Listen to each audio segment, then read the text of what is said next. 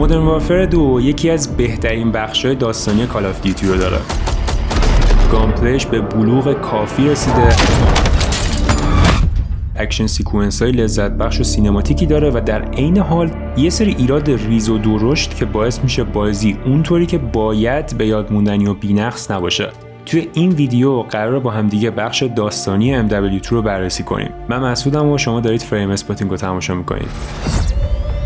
چند روز پیش توی پست کامیونیتی ازتون خواستم تا شما ویدیوی بعدی فریم اسپاتینگ رو مشخص کنید. بر اساس چند تا کامنت، یا بهتر بگم اون کامنتی که بیشترین تعداد لایک رو گرفته بود، فهمیدم که باید حتما کال آف دیوتی امسال یا MW2 جدید رو بررسی کنیم. بازی که به نظر من از خیلی جهات یکی از مهمترین بازی‌های ساله، به خصوص برای ایرانی‌ها. امسال اکتیویژن یه کار جالب انجام داده بود که باید همین اول ویدیو بهش اشاره کنم. اگه بازی رو پیش خرید می‌کردین، بازی بهتون اجازه میداد تا یه هفته قبل از عرضه رسمی بخش تک نفرش رو تجربه کنید. به نظرم این تصمیم خیلی درست و خوب بود، چرا که باعث میشد تا توجهات توی اون یه هفته روی بخش چند نفره حروم نشه و همه فقط به بخش تک نفره دسترسی داشته باشن. این موضوع نشون میده که حتی خود سازنده ها هم براشون مهم بوده که دارن توی بخش داستانی چه ماجرایی رو تعریف میکنن و البته اهمیت MW2 نسبت به بازی های 2 سال اخیرش مثل ونگارد و بلک آپس کولد وار چقدر بیشتره. کال آف دیوتی امسال به این توجه اضافی نیاز داشت، چون نه تنها دنباله مودرن وارفر 2019 بلکه ریبوت MW2 سال 2009 هم محسوب میشه. بازی که قبلا توی یه ویدیوی جداگانه در مورد اهمیت و تأثیرش روی بازی‌های کال آف دیوتی صحبت کرده بودیم. توی اون ویدیو به این نکته اشاره کردم که بازی رکورد گینس رو به عنوان پرفروش‌ترین سرگرمی تا زمان خودش شکسته بود و حالا جالبه که مودرن وارفر 2 جدید هم تونست رکورد پرفروش‌ترین بازی کال آف دیوتی تاریخ توی هفته اول رو بشکونه که یه رکورد فوق‌العاده از زمان بلک آپس 2 محسوب میشه. این یعنی حداقل از بین 3 تا استودیوی سازنده کال آف دیوتی، اینفینیتی وارد هنوز اون اعتمادی که هوادارها بهش نیاز دارن تا بخوام برای یه بازی $70 هزینه کنن رو داره. اما برسیم به اینکه چرا میگیم این بازی یکی از مهمترین بازی‌های این سری پرطرفداره. بازی که داستان رو بعد از ماجراهای مودرن وارفر 2019 ادامه میده و البته در کنارش داستان‌های جدیدی هم برای تعریف کردن داره. داستان MW2 خیلی مستقیم و سرراست شروع میشه. ما توی مرحله اول شخصیت گوست رو کنترل میکنیم که توی یه مأموریت سری شاهد یه معامله اسلحه یا همون قاچاق بین روس‌ها و یه سردار ایرانی به نام ژنرال قبرانیه. این عملیات توی صحرایی به اسم المزرعه انجام میشه که همون مپ اصلی وارزون 2 و خب همونطوری که احتمالاً میدونید و تا الان کلیپاشو توی کل یوتیوب فارسی دیدین، آمریکایی‌ها ژنرال ایرانی و روس‌ها رو با حمله موشکی به قتل میرسونن.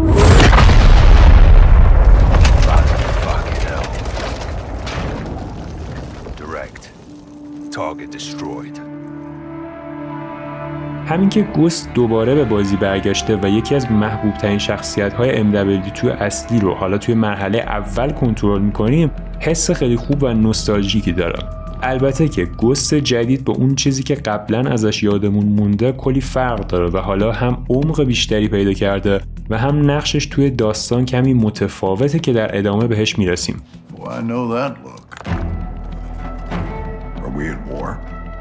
بعد از این حمله تیم تاسک فورس 141 که تحت نظر فرمانده شپرد کار میکنه برای چند ماه متوالی شاهد یه سری حمله دیگه است. حمله هایی که یه ایرانی دیگه به نام حسن زیانی مسئولشونه و کلاً باعث میشه تا توجه آمریکایی ها و این گروه به ایرانیا برگرده. در این بین تاسک فورس شاهد چهره های آشنایی از کال آف دیوتی مودرن وارفر، سوپ مکتاویش، گوست رایلی و البته از طرف دیگه هم کاپیتان پرایس و گز همچنان جزو کاراکترهای اصلی این بازی هم. حتی توی یه مرحله شخصیت نیکولای رو هم دوباره میبینیم و با اینکه حضورش کوتاهه اما دلگرم کننده است. اگه بخوام بدون اسپویل بگم، سازنده ها روی برگردوندن یا بهتر بگم بازآفرینی این شخصیت ها کلی فکر کردن و قرار هم نیست همینجا متوقفش کنن. استفاده کردن از موفقیت های گذشته یک کوپن محدودی داره و MW2 هم برای اینکه بخواد نظر مخاطب های جدید رو به خودش جلب کنه و البته قدیمی ها رو هم هنوز با چهره جنگ شوکه کنه، به کارت های جدیدی نیاز داره. بازگشت شخصیت‌های قدیمی به بازی واقعاً جذابه و کار جالبی که داستان بازی مثل نسخه 2019 انجام میده تغییر یه سری از ویژگی‌های شخصیتیه.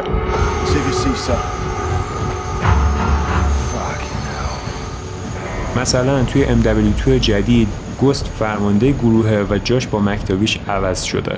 در عوض گست و مکتاویش حالا یه شیمی خیلی بامزه دارن که باعث میشه توی خیلی از صحنه‌های بازی شکل‌گیری و پیشرفت و رفاقتشون رو ببینیم. این چیزی بود که حداقل توی سگانه اصلی مدرن وارفر جاش نسبتاً خالی بود و اون تم خشک بودن جنگ باعث شده بود تا شخصیت‌ها هم تقریباً تک‌بعدی بار بیان و خارج از اتفاقات بازی حرفی نزنن.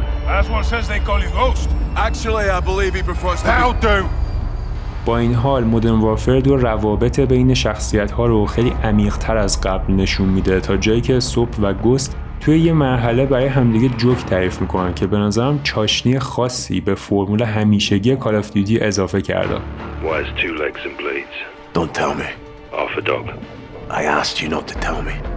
شیمی بین این دوتا شخصیت به نظر من هر چقدر که بازی جلوتر میره بهتر میشه و توی مرحله الون به اوج خودش میرسه. مرحله‌ای که بعضیا عقیده دارن کال آف دیوتی رو خیلی از هویت واقعی خودش جدا کرده، ولی به نظر من وجودش لازمه.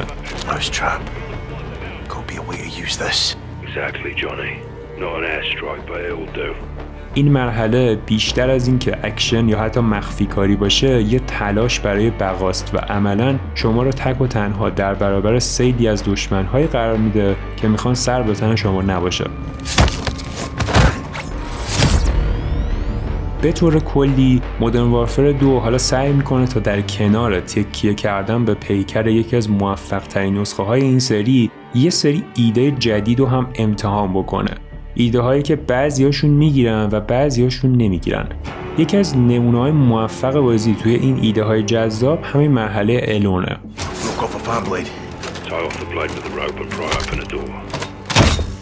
از گشتن محیط برای پیدا کردن سلاح گرفته تا خنثی کردن بمب و البته کرافت کردن، قسمت‌های مختلفی از این مرحله رو تشکیل میدن. چیزی که واقعاً منو به آینده کال آف دیوتی امیدوار کرد، تلاش سازنده ها برای بیرون اومدن از اون نقطه امن همیشگیشون بود. شما این مرحله رو با دست خالی شروع میکنید و از کوچیکترین چیزا مثل چاقو گرفته تا کوکتل مولوتوف، صدا خفه کن و بمبا رو باید خودتون بسازید. این بخش ساخت و سازی و کرافتینگ همون حسی رو بهتون میده که بازیایی مثل رزیدنت ایول ویلج دارن و توصیف این که چرا چنین سیستمی توی یه بازی اکشن اول شخص برای من جذاب بود کار واقعا سختیه. با این حال بذارید بهتون اینطوری بگم، برای اینکه بخواید یه بازی جنگی نوآورانه بسازید همیشه نمیتونید روی ست پیس های پرخرج و سینمایی و اکشن های سرسری تمرکز کنید و MW2 جدید اینو به خوبی فهمیده. این سیستم کرافتینگ توی چند مرحله دیگه هم تکرار میشه، یا بهتر بگم که بازی چند بار دیگه هم برای متفاوت جلوه کردن تلاشش رو انجام میده که بازم چند تا از اونها واقعا جالبن. مثلا مرحله ریکان بای فایر یه بازنگری کامل از مرحله آلگیریداپ مدرن وارفر 1 که سال 2007 منتشر شده بود. این مرحله اگه بهترین و به یاد موندنی ترین مرحله کال آف دیوتی نباشه، قطعا یکی از ستای برتره که قبلا هم یه ویدیو کاملا جدا در موردش ساختم. این بار به جای ترکیب کاپیتان مکمیلان و پرایس، حالا گز و پرایس توی همون لباسهای گیلی سبز رنگشون باید از یه منطقه جنگی عبور کنن و خودشونو به یه فانوس دریایی برسونن. Good to be back in the field. I'm here because this happened on my watch. I need to know how. توی این مرحله بازی حتی یه سیستم دیالوگ رو میکنه که واقعا تأثیر خاصی روی داستان نداره، ولی بودنش بهتر از نبودنشه و چند بار دیگه هم تکرار میشه. به نظرم کال آف دیوتی حالا اونقدری عمر کرده که واقعا وقتشه تا حداقل با آزمون و خطاهای این شکلی هم که شده یه کمی خودش رو از سایه‌ای که بازی‌های قدیمی روش انداختن بیرون بکشه. البته که این تلاشا خیلی هم بی‌نقص نیستن. مشکلی که من با این مرحله و چند تا دیگه داشتم تمرکز بیش از حدش روی مخفی کاری بود. توی آل گیرید آپ اصلی ما یه مرحله کلاسیک کال آف دیوتی رو داریم که همه چیز طوری کارگردانی شده تا بازیکن یه مرحله کامل رو به صورت مخفی کاری بازی کنه و تقریبا میشه گفت که راه خطا رفتن نداره.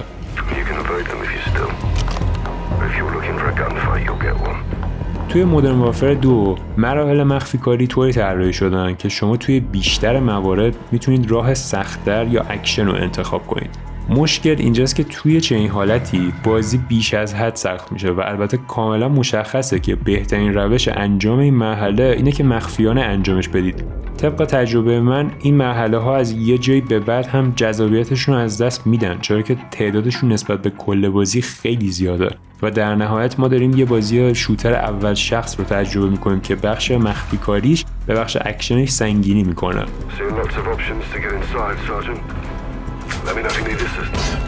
البته که مرحله ریکان بای فایر در کل به نظرم یکی از بهترین و نفسگیرترین مراحل بازیه که شبیه بهش رو کمتر توی سری دیدیم. با این حال هنوزم اونقدر بی‌نقص نیست و نمیشه اونو در کنار آل گیرید آپ قرار داد. همونطوری که گفتم تمام مراحل بازی توی یه کیفیت و حتی یه ریتم مشخص نیستن. این موضوع توی چند تا مرحله خودش رو به من نشون داد.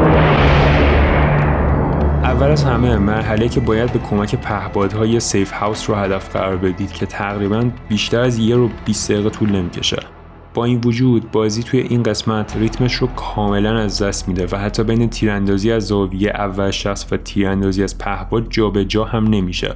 جالب اینجاست که این مرحله در واقع از 2 تا مرحله پشت سر هم تشکیل شده و واقعاً بازی گاهی این حس رو بهتون میده که کارگردان‌ها یکی در میون بین یه آماتور و حرفه‌ای سکه مینداختن تا ببینن کدوم مرحله برای کارگردانی بهشون میرسه.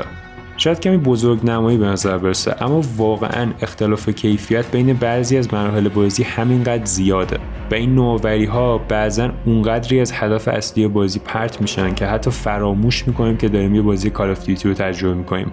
البته که فراموشی نه از نوع خوب. یه سری از مراحل بازی حتی توی طولانی بودنشون هم با هم فرق میکنن. مثلا مرحله ریکان بای فایر جزو مراحل خوب اما واقعا طولانی بازیه که شاید تموم کردنش تا 40 دقیقه طول بکشه. این مدت زمان برای یه مرحله شوتر اول شخص بیش از اندازه است. اونم مرحله‌ای که تمرکز اصلیش روی مخفی کاریه و تقریبا هیچ سکانس اکشن پرهیجانی نداره. از طرفی بعضی از مراحل دیگه خیلی کوتاهن و شاید حتی توی 10-15 دقیقه تموم بشن.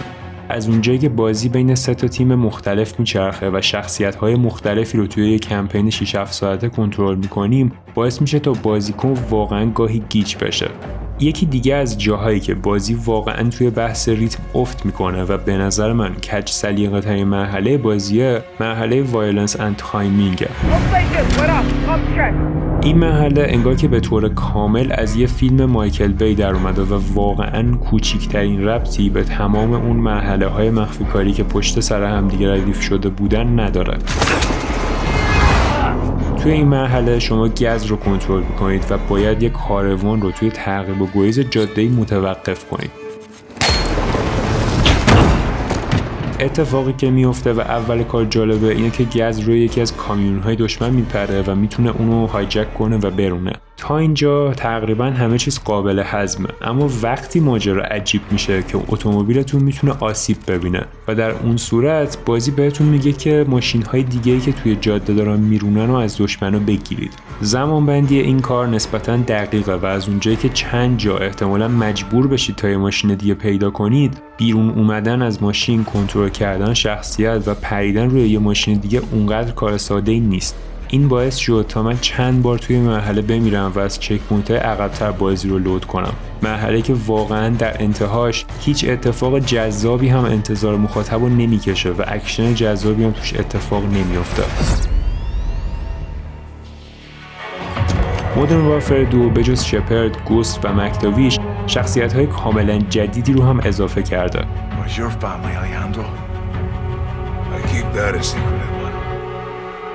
Protect them. بعضی از این شخصیت‌ها مثل الهاندرو و کلاً تیم مکزیکی که از اوایل بازی به گوست و مکتاویش اضافه میشن واقعاً به دل میشینن. درست مثل الکس توی نسخه قبلی، این شخصیت‌ها هم دوست داشتنی‌ان و از ثانیه اول میتونید باشون ارتباط برقرار کنید. اتفاقاتی که برای تاسک فورس میفته باعث میشه تا با شخصیت‌ها ارتباط نزدیکتری هم پیدا کنید. مثلا توی یکی از مرحله‌ها بازجویی میشید و اضافه شدن یه سری گزینه برای جواب دادن به سوال‌ها باعث شده تا حس استرس بازجویی به خوبی براتون تداعی بشه. Do not lie to me. Who attacked us? It was the Mexican army. البته که من فکر میکنم این استرس برای اولین بار بازی کردنه و بعداً اگه دوباره به بازی برگردید احتمالاً دوباره چنین حسی رو تجربه نکنید. MW2 از همیشه سینمایی تر شده و بخشی از ارتباط نزدیکی که با این شخصیت ها برقرار میکنید به خاطر کاتسین هاشه. راستشو بخواید MW2 توی بحث کاتسین ها اونقدر خفن شده که کمتر بازی برای مقایسش به ذهنم میاد و گاهی مرز بین بازی و سینما توی اونا شکسته میشه. بیراه نیست اگه بازی کردن MW2 و تماشای کاتسیناشو مشابه همون حسی توصیف کنم که موقع دیدن فیلمایی مثل سیکاریو داشتم.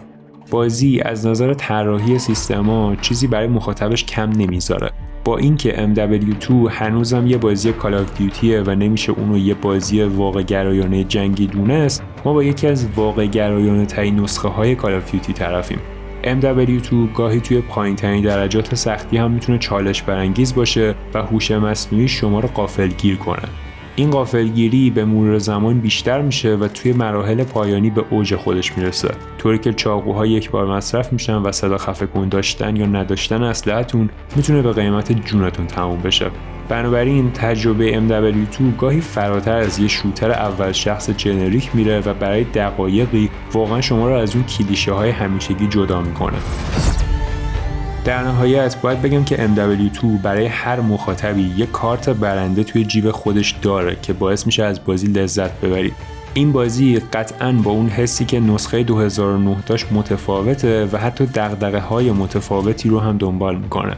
با این حال MW2 جدید واقعاً لیاقت اسمی که به دوش میکشه رو داره و گاهی در عین اینکه کلیشه ها رو میشکونه میتونه مراحلی هم داشته باشه که شما رو ناامید کنه و ترکیب این حس ناامیدی و نوآوری دقیقاً همون چیزیه که کال آف دیوتی توی تمام نسخه هاش داره تکرار میکنه. این بار تنها تفاوت MW2 اینه که نوستالژی و خاطرات یکی از محبوب ترین نسخه های کال آف دیوتی رو هم چاشنی این ترکیب عجیب کرده.